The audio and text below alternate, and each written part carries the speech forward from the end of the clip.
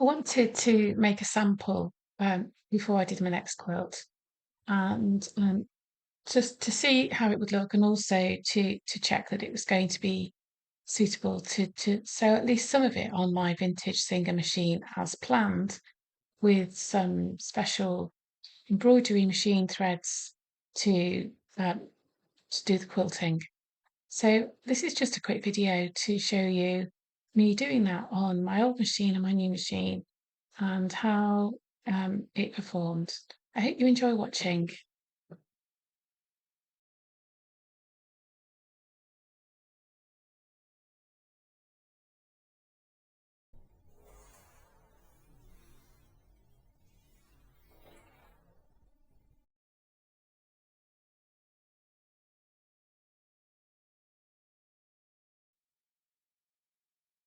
So I'm just showing you here how I built up the strips onto the fabric. So I've just, that square of fabric you see there is just a sample of um, sheet sheeting, just to make the sample. So I've cut my strips into about 3/4 of an inch, 1 inch. And the idea of the wavy quilting is just you add them as you see fit. So start with the first strip in the middle of the piece that you're using and sew it right side up and sew down one side. Then add the next piece, right sides together, and so on, pressing between each one and putting a curve in as you go. Now, that's a very quick explanation. We've got another video, a couple of videos where I show this technique in more detail. Um, and it's something that I've learned to do over the past few months, and I really enjoy doing it. So you trim off the excess fabric before you press over, like I'm doing there, and that helps you to get the curve in the fabric. I think some people do make this kind of quilting by patchwork, sorry, by uh, cutting the curves into the fabric first with a rotary cutter. Firstly, I don't use rotary cutters, and also I find it easier just to do it like this. And I don't plan it terribly before I start. I just set the fabrics I want that match. In this case, I want them to match my sofa, so I just went through my stash and picked out fabrics that had the same colours as in the sofa. And the actual final project I'm going to do is going to be a tabletop for our coffee table. So this is just me building up my sample here.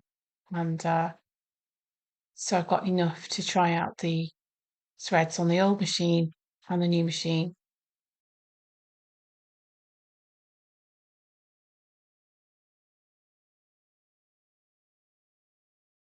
So just trying out to see what it's going to look like for quilting. And I got myself some more of this nice glittery thread, and I did have a problem when I was doing this before where the glittery thread stuck in my machine, and after I've done a bit of research, found this stuff which is silicone, like it's oil, but it's silicone lubricant, so you can use it on things like stock sewing machines and what have you. I've got quite a lot of silicone oil. It's got quite a lot of warnings on it. I'm just going to give this a go, see what it's like. Well, I'm going to try the thread on its own without any first and see how that goes.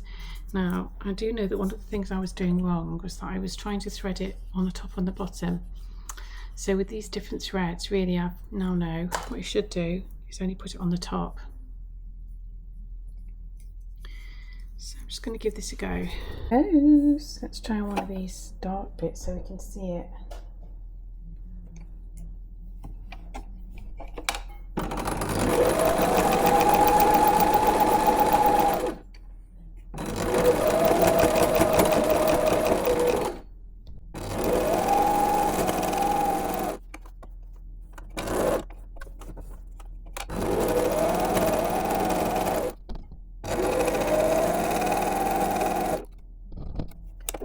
So far, it's so sticking.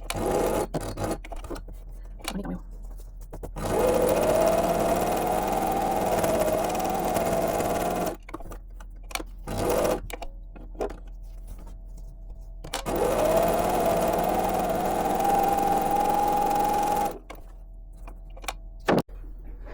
So I've sewn this with that yellow, it's like an embroidery machine thread, it's called Gutterman Rayon, 100% viscose. That's fine, I didn't need any oil or anything adding to it. So then this one here, this is the one that caused all the problems last time. I made my Christmas table topper with it, quilted with it. It's called Sulky. I don't know who makes that. I'm going to give this a go because I'd quite like to have two colours here.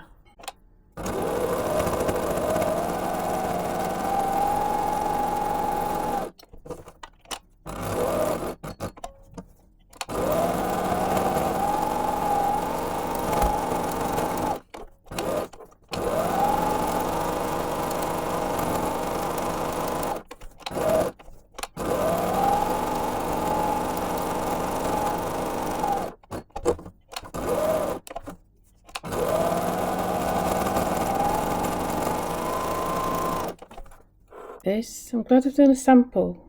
So I've got the two different colours of thread. I've got the pink one there, and which is the metallic one, and this one here, maybe you can see it better on there, is the yellow embroidery one. I like the overall effect. I need to not put that one in, but I'm quite pleased with that, and I think I'd quite like a table topper in that, but I don't think I'll have the flowery one in. If I do, I'll put very small pieces in. So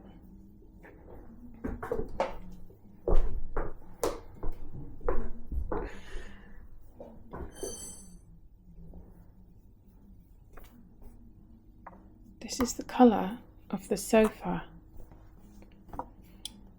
and what I did was I got the sofa material out. I've got some scraps because I made the covers.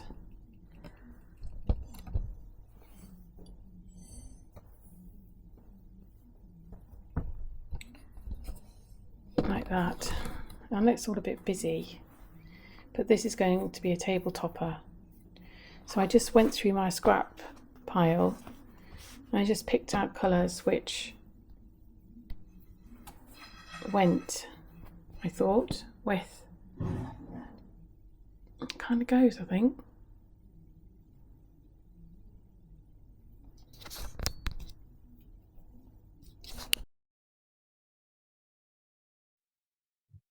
So moving downstairs, I'm going to try and do some of the quilting with the different threads on my 1906 Singer treadle machine, which you will have seen hopefully in other videos. I've no idea whether the machine will like this thread and whether it's going to work, but it will be very interesting to try. And if so, I want to finish the project, i.e. the main quilt. This is just a sample on this machine. Now, I wonder whether this is the first time this machine has ever encountered anything quite like this. Possibly not. I don't know whether you could get fabric thread like this in the olden days, but we can only try. Now, fortunately, the bottom's loaded up, and I do now know that that makes a massive difference. So if you're trying this kind of thread, one thing you can do to help yourself is to make sure that the bottom thread is a normal thread. I thought the opposite. I thought that it would help if they were the same, but no. I think if sewing machines could speak, she'd be going, "What is this newfangled stuff you're giving me now to work with? Oh, it's not what I'm used to."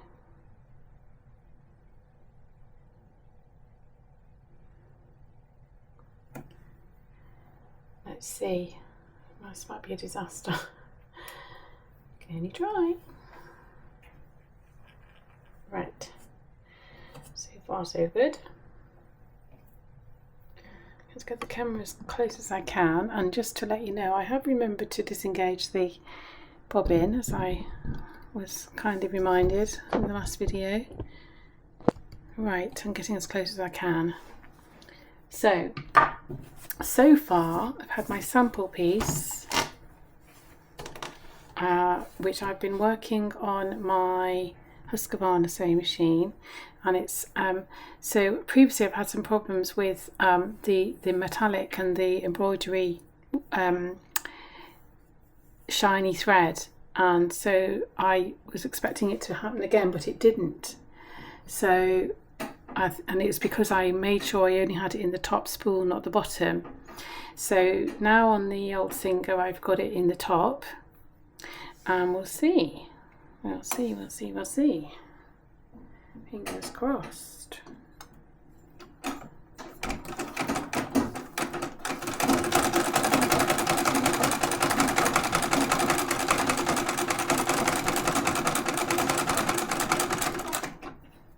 Ooh, it's okay. It's okay so far.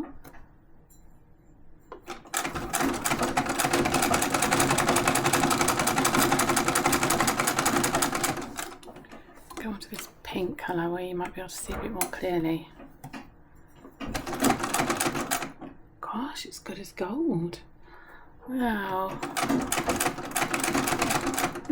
This machine never fails. Just amaze me. No gathering, no sticking. Oh, don't you just love it? Right, it's going down here now. Hope you can see. I'm going to try and get a bit closer if I can. It's going to go down there. I must say it's much easier to treadle with the bobbin winder disengaged. I wondered why I was getting so tired. I could do with burning the calories, to be honest, but that's it's much easier for this project.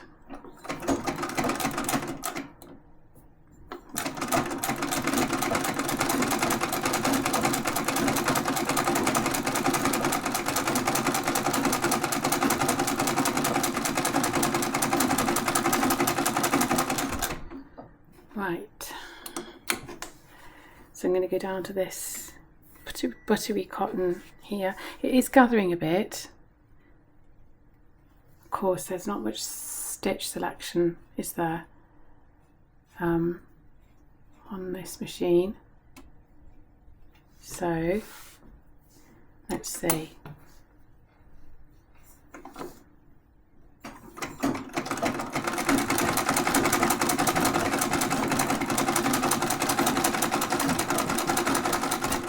That's another thing you can try.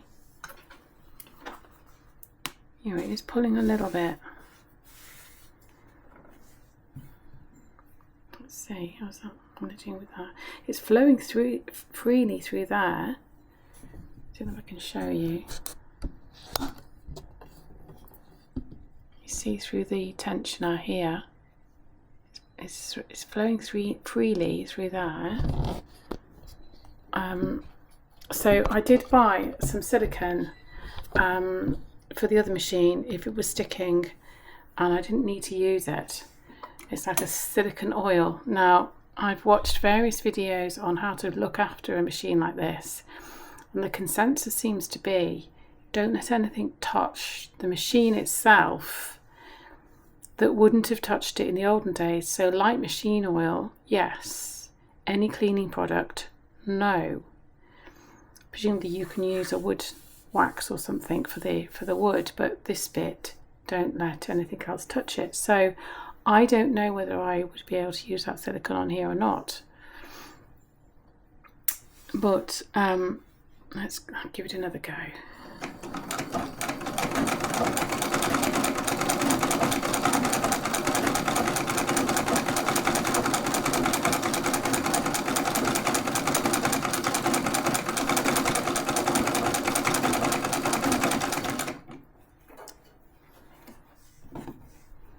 I think that's okay. I think it might have been puckering on here because it's such a light fabric. On the more cottony bits, it's actually fine. So I'm certainly going to do some of it on here, and I'm going to do the long bits on here as well and see how it goes. But once again, my lovely old machine has come up trumps. So I can start this project now knowing that I can finish it on here, at least part of it anyway, if not all of it. And doesn't that look pretty on there, that shiny thread?